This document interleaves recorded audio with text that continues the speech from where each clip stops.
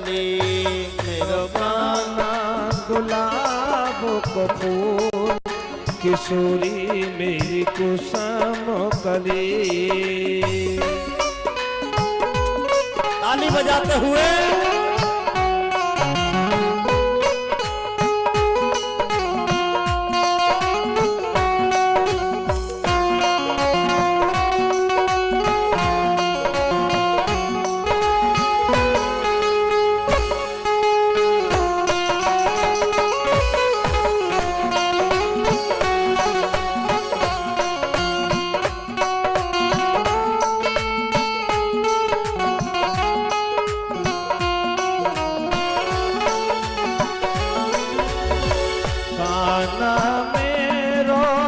नंदजू को छोना काना मेरो नंदजू को छोना।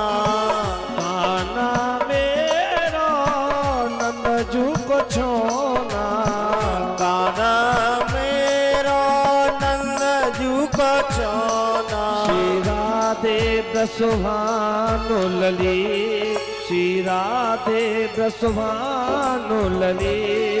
किशोरी मेरी कुसुम कली।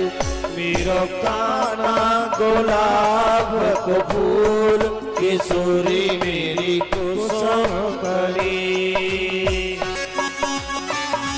का खाली ये शीशी है, ये पेट में डालने की जरूरत है, नाभि में डालने की जरूरत है।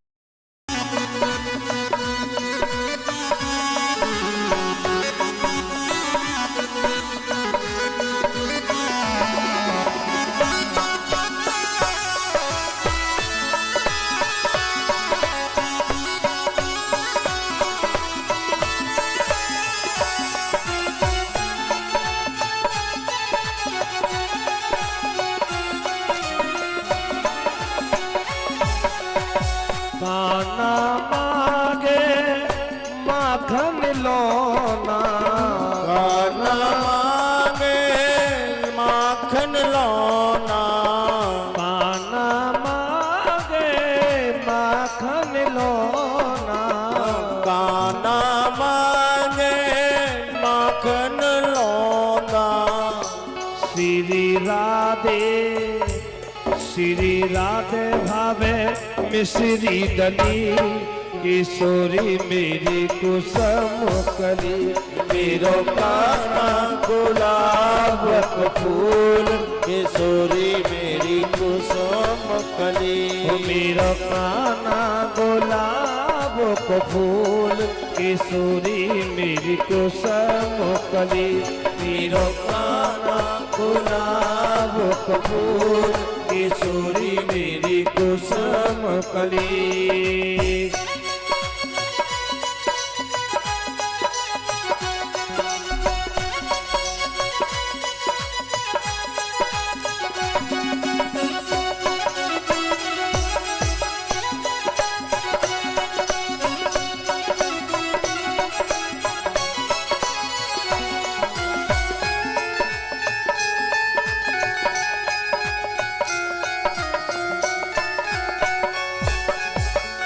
काना खेले नंदजू के अंगना।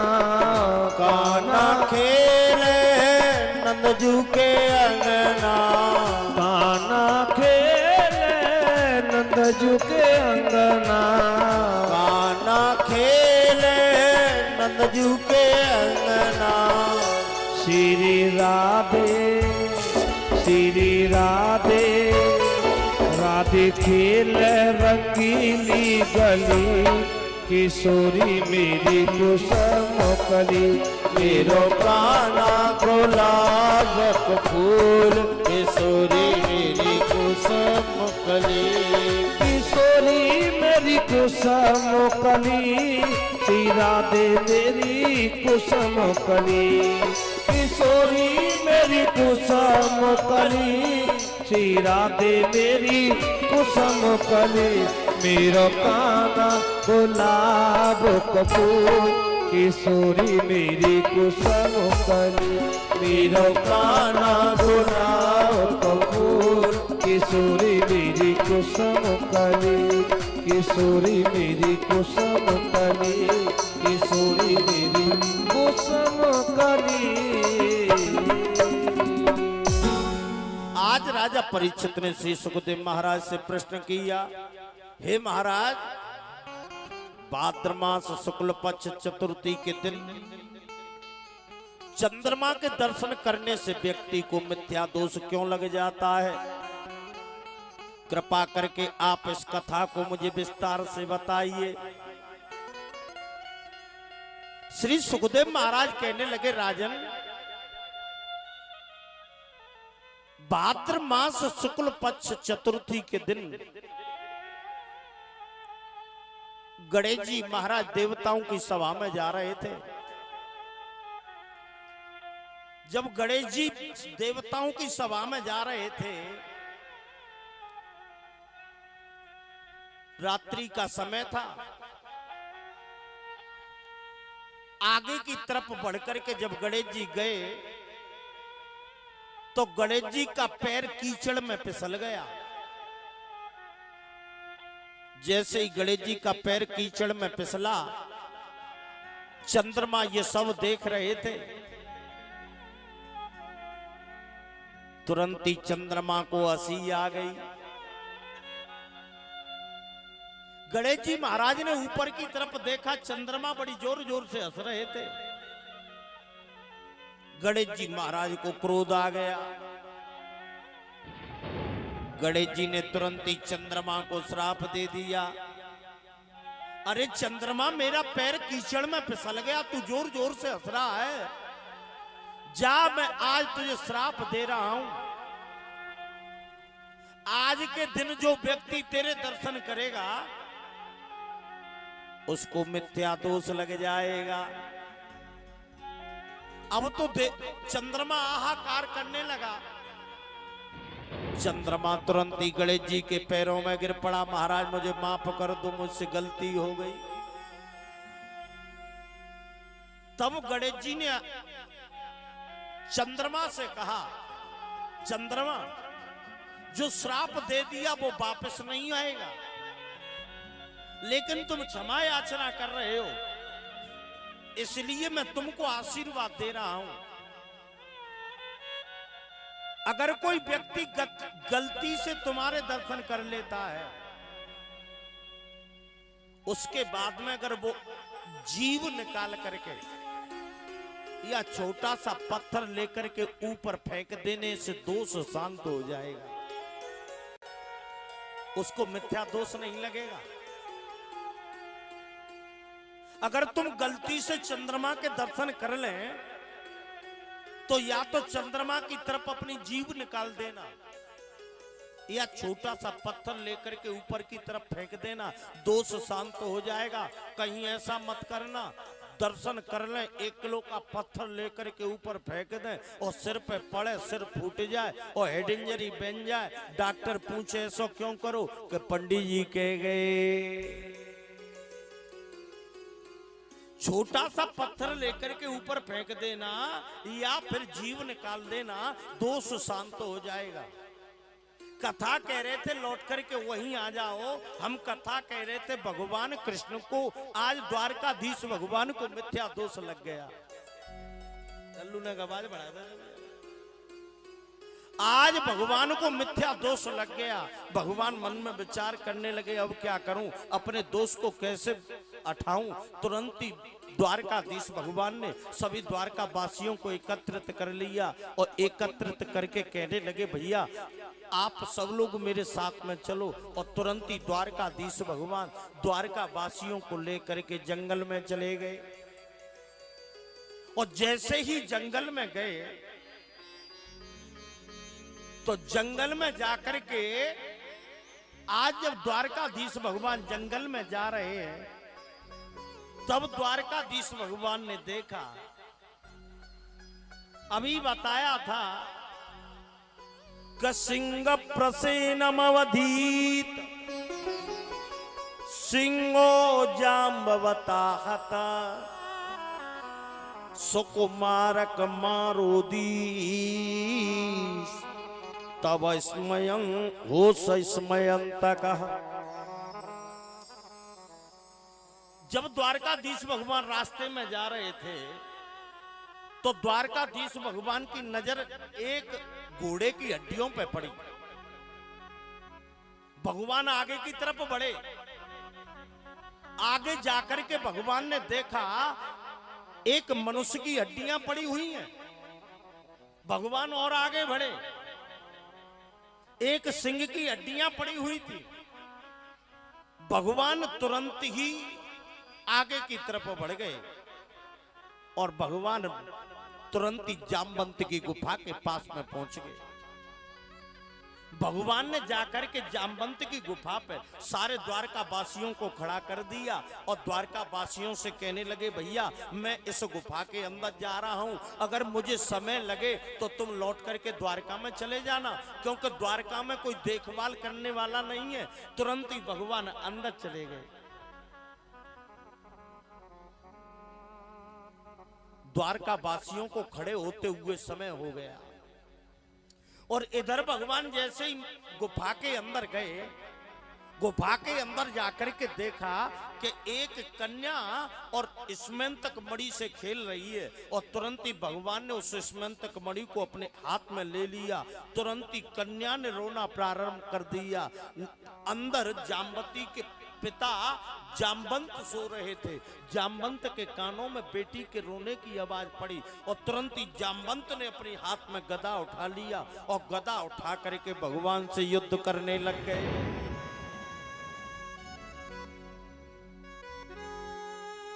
आज भगवान से युद्ध होने लगा और जैसे युद्ध होने लगा तो ये युद्ध कितने दिन तक चला पता है?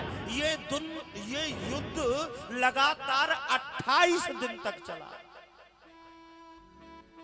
द्वारकावासी मन में विचार करने लगे, हमारे कन्हैया नहीं आए, हमारे द्वारकाधीश भगवान नहीं आए, अब तो लौट करके द्वारकावासी द्वारका में गए। द्वारका में जाकर के ब्राह्मणों के पास में गए। ब्राह्मणों से जाकर के कहने लगे, महाराज हमारे प्रभु लौट करके कैसे आएंगे?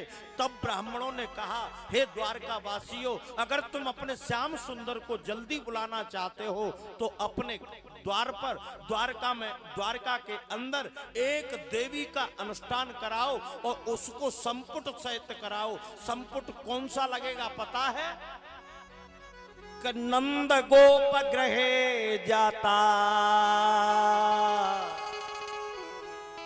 यशोदा गर्भ संभवा। इस संपुट सहित अगर ब्राह्मण अनुष्ठान कहने लगा, प्रभु मैं अज्ञानी आपको पहचान नहीं पाया, मुझको माफ कर दो। तब भगवान श्री कृष्ण ने जामवंत से कहा, हे जामवंत, तुम्हें मालूम नहीं है, मैं पहले जन्म में राम था और तुम जामवंत थे। जब राम और रावण का युद्ध हुआ था तब हे जामवंत तुम्हारे शरीर की खुजली नहीं मिट पाई थी, इसलिए आज जब तुमने कहा था महाराज रावण मर भी गया, मेरे शरीर की खुजली भी नहीं मिट पाई, और अब तुम जामवंत वही जामवंत हो, मैं वही राम हूँ, आज तुम्हारे शरीर की खुजली मिट गई, अब क्या चाहते हो वह मांग लो। जामवंत हाथ जोड़ करके कहने लगा, अब कछु नाथन जइए मोरे, अब कछु नाथ ना जइए मोरे, दीन दयाल अनुग्रह तोरे, दीन दयाल अनुग्रह तोरे, शरण शरण प्रभु शरण तुम्हारी, तुम राखो प्रभु लाज हमारी, तुम राखो प्रभु लाज हमारी। आज जामवंत हाथ जोड़ भगवान के सामने पैरों में गिर पड़ा। हे महाराज, मैं अज्ञानी आपकी माया को नहीं पहचान पाया, मुझको माफ कर दो। तुरंत ही जामवंत को भगवान ने चतुर्भुज रूप में दर्शन दे दिए। उसके बाद जामवंत ने अपनी बेटी जामवती का हाथ भगवान के हाथों में थमा दिया।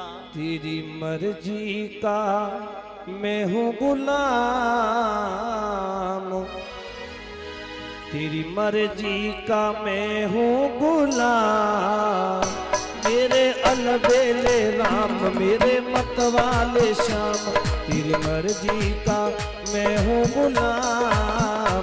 मेरे अलबेले राम, मेरे मतवाले राम,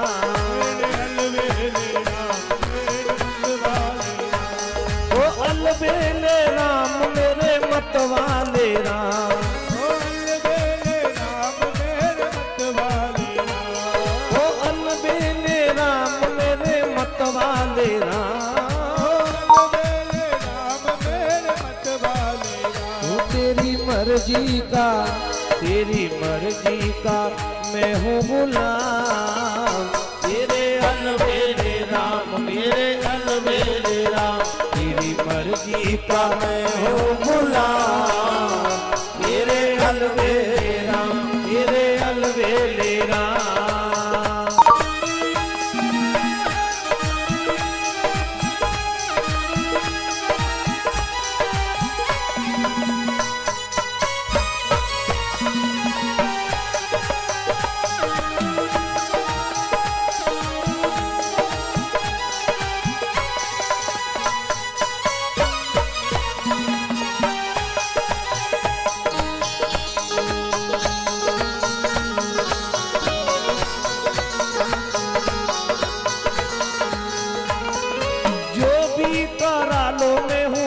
पर न्योछावर, जो भी करा लो मैं तुम पे न्योछावर, जो भी करा लो मैं हूँ तुम पर न्योछावर, जो भी करा लो मैं तुम पे न्योछावर, तुम पर न्योछावर, तुम पर न्योछावर, तुम पर न्योछावर, तुम पे न्योछावर, जो भी करा लो मैं हूँ तुम पर न्योछावर,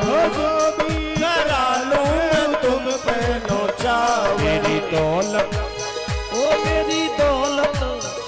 मेरी दौलत हुई तेरे नाम।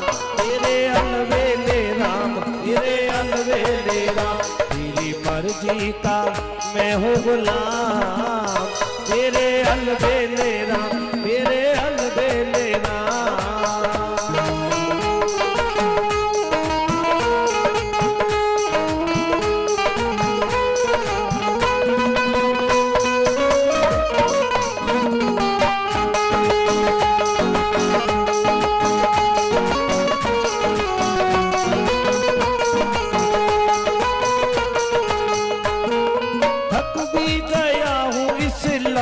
सफर में थक भी गया हूँ लंबे सफर में, लंबे सफर में, लंबे सफर में, लंबे सफर में, लंबे सफर में, थक भी गया हूँ इस लंबे सफर में, थक भी गया हूँ कि लंबे सफर में। मेरा जीना हुआ है हराम, मेरा जीना हुआ है हराम। तेरे अलबेले राम, मेरे अलबेले राम, तेरी मर्जी का मैं हूँ गुलाम। मेरे अलबेले राम, मेरे अलबेले राम।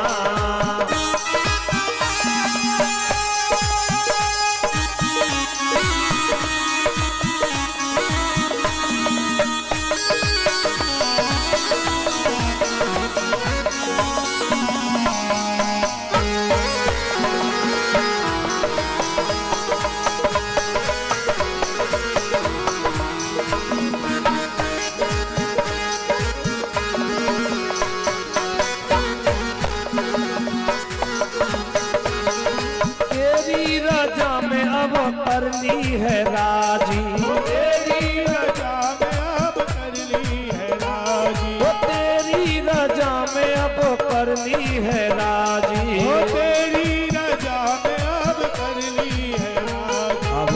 दो सजाया इनाम, अब दे दो सजाया इनाम। मेरे अलबेले राम, मेरे अलबेले राम, तेरी मर्जी का मैं हूँ गुलाम। मेरे अलबेले राम, मेरे अलबेले राम, मेरे अलबेले राम, मेरे अलबेले राम, मेरे अलबेले राम, मेरे अलबेले राम, मेरे अलबेले राम। आज जामवंत ने अपनी बेटी जामवती का हाथ लेकर के भगवान के हाथों में थमा दिया, साथ में इसमें तकमड़ी प्रदान कर दी। तुरंत ही भगवान जामवंत की पुत्री जामवती को लेकर के, इसमें तकमड़ी को लेकर के तुरंत ही भगवान द्वारका में आ गए। द्वारका में आकर के भगवान ने सभी द्वारका वासियों को बुलाया